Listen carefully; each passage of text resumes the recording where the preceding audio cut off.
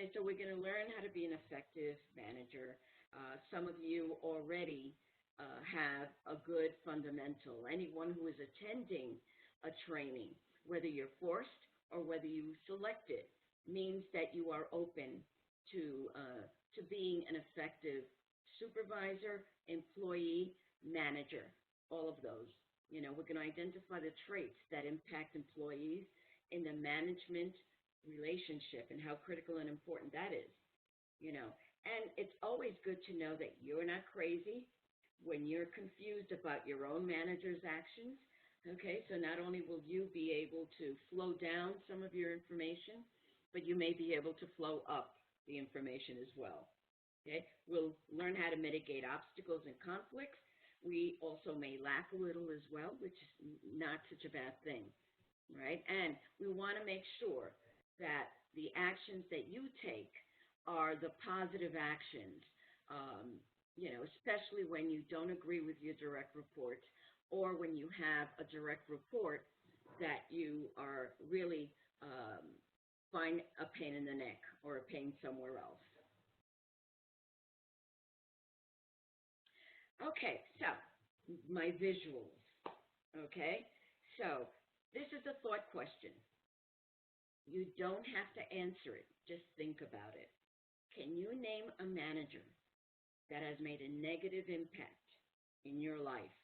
I don't know about you. I have a few. The good thing is I also have many managers that were inspirational and that I still maintain contact with.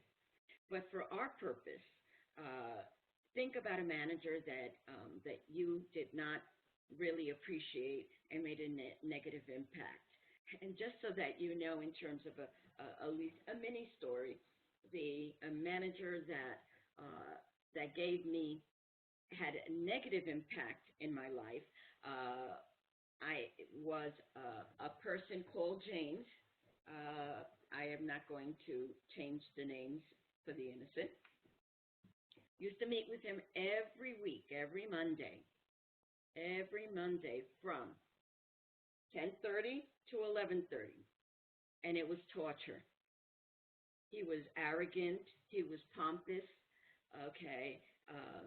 He used to, say things like, "Oh, it's great that you're Hispanic, and and you don't even have an accent." Of course, I do. I have a New York accent, and so different reactions and things. So it was not a good thing. I stuck it out for 18 months.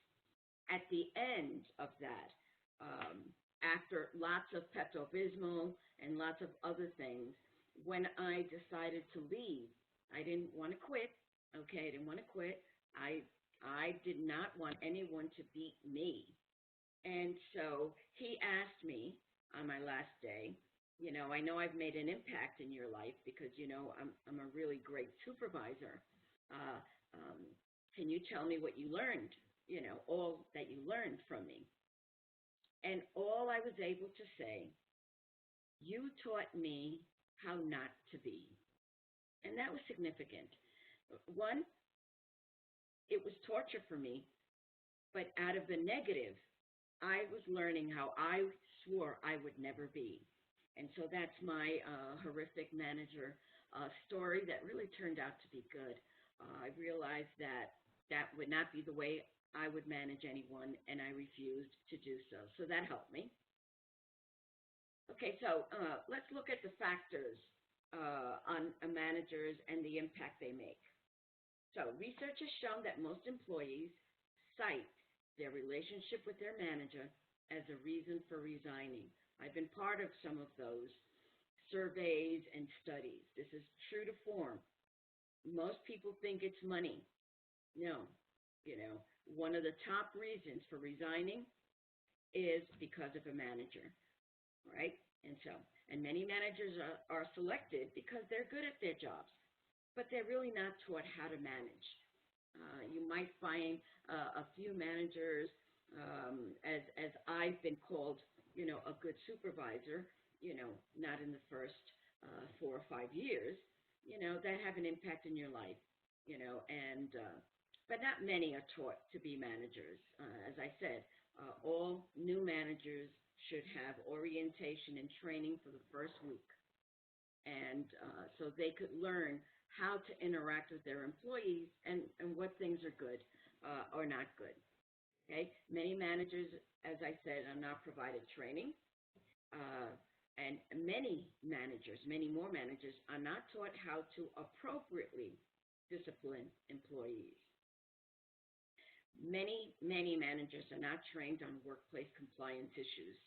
Okay, today you are going to experience that, but there are many issues, compliance issues I'm talking about, not other types of training, okay, where you can at least have all the tools and the awareness on how your relationship with your employee in the workplace can be impactful.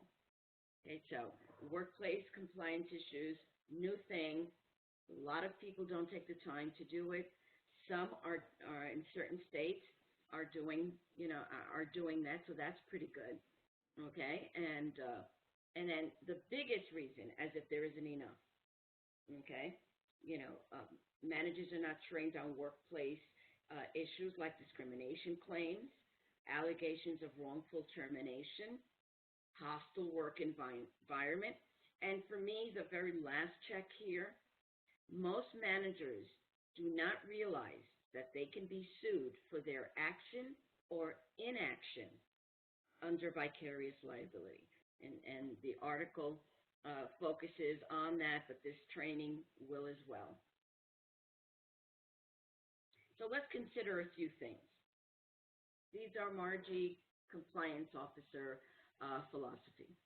Supervisors and managers are the ambassadors of the company, only when they're trained. Prior to that, we pray and hope for the best. But once they're trained, they are the ambassadors. You are the heroes of your company. So it is better to be trained and to at least have an awareness. Now, this is not the in-depth training that I usually do with managers. I have a 3-hour leadership series that I conduct with Compliance Key, and that focuses on all the regulations for managers and HR professionals to review. Okay, and that's something, that I recommend that you at least consider. Okay, in your role as a manager, you can make or break a company based on your actions, lack of knowledge, lack of accountability, your judgment, and your behaviors. Okay, supervisors and managers are the highest risk since they are the first line with employees. Okay, an effective manager can make the company and employees shine, which is, I hope, all of yours do after you attend this training. A good manager can increase staff morale. And on the other side is a bad manager can decrease staff morale, okay, and increase risk. Okay, good manager will be a role model, and you may be even called a mentor to some of your employees. Okay, and an effective manager will be an inspiration to their employer and employees. These are all positive. These are my philosophies. I believe them. They've been successful, so it's ones that work. Okay, other points to consider. The best supervisors are ones who want to embrace workplace compliance, not just because it's my passion, okay, because workplace compliance also gives other qualities: fairness, consistency, reaching out to HR professionals when you need to, supervisors and positive mentors. These are the good things and good points. Okay, um, focus on knowledge of good management skills. I need you as managers to not only attend this training and others that you are, so you're already ahead of the curve, but continue to read, continue to ask for training, continue to learn more about how to be an effective effective manager and also have people evaluate you. And I know that's a little scary, but if you're evaluated yourself, you're going to be a good role model. Okay? Emulate good leaders. I'm sure you can list 100 people that you consider good leaders. Look at that list, and you want to copy some of their qualities. I want all of you to be good leaders. If you're already there, then you're going to even be better.